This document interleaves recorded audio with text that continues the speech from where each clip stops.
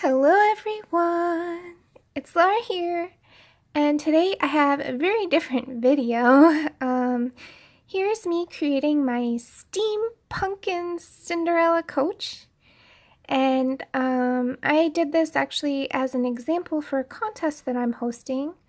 That contest, the prizes are free coloring book pages, digital pages from my Etsy shop. So if you're interested in joining the contest and winning free pages, check out the description below. I'll leave a link to my website where you can check out all the contest rules and the theme and all that. But I figured, since I've never actually recorded myself creating one of my steampunk sculptures, that I would show you guys my process, my creative process, and kind of how I work. So yeah, this isn't really like a how-to video. I don't even know how I begin to describe how I make this stuff, other than I just sort of get a pile of objects together that I think I might use, and then I just pick and kind of think about what I need, and I don't know, it's a very organic and free-flowing process. I just sort of trial and error my way through it, so it's a lot of fun. And there's no right or wrong way to make these kind of sculptures, which is really cool. A lot of it is held together with like wire and glue and all kinds of fun stuff. So yeah, you can see here I'm building the chassis for the stagecoach. And this just is like random found object bits and clock parts that I've disassembled from vintage clocks that I purchased at a local watchmaker. And here's me sort of mocking up how it might look at the end, and just trying to get a sense of if the chassis will hold the weight of the pumpkin, which it did. I was really excited about that. So you can see it's a pretty solid little structure, and I'm going to let the pumpkin rest on the chassis of the coach, so that way later on when the pumpkin rots, I can just take off the bits that I used on the pumpkin decorating and save it for another year and redo it if I feel like it. So I love that it's not really attached to the pumpkin in any way, and I can reuse it later. But yeah, so the contest is really cool. I'll just go into that a little while I'm showing you guys my process and how I work.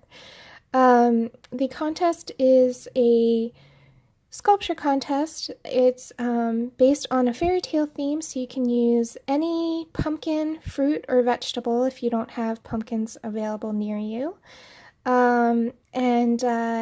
What you gotta do is just pick fairy tales, so it could be any fairy tale story, and then create a sculpture of any object or scene or character from that fairy tale. With your fruit or vegetable or pumpkin. And the prizes will be pretty cool.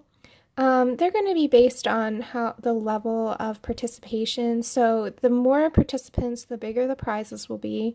And also, the more, like, I didn't go into a crazy amount of detail with my sculpture, but if somebody goes really crazy and has a really beautiful sculpture, then I'm more inclined to up my prizes. I have been known to go pretty big, so it really does depend on the level of participation in the contest, but you can see the definite prizes that are available on that page on my website. So yeah, I hope that this is a fun little way for you to get your Halloween creativity going.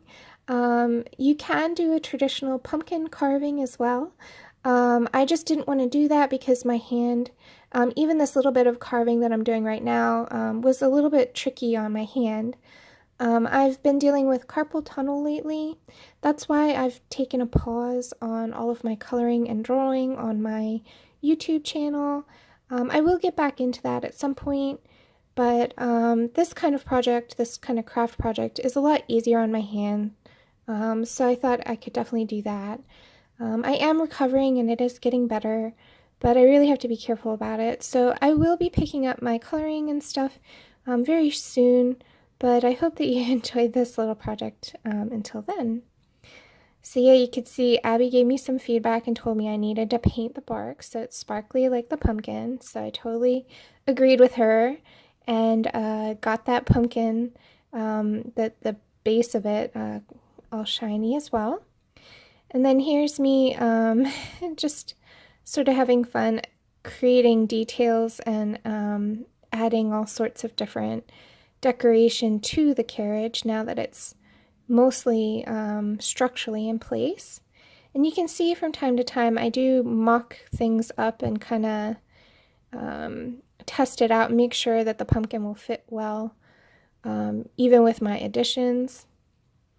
So yeah, I used all material that I already had in my studio.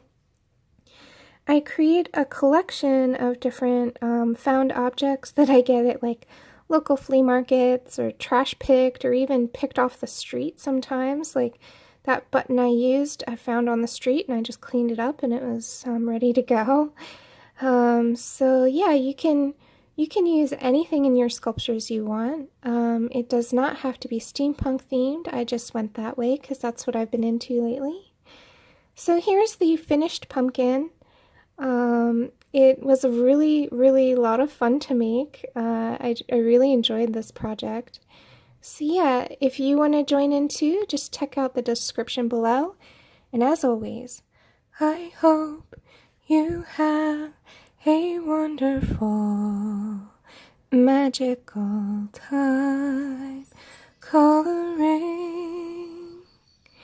Thank you for all of your subscriptions, likes, and comments. And thanks for watching. Bye.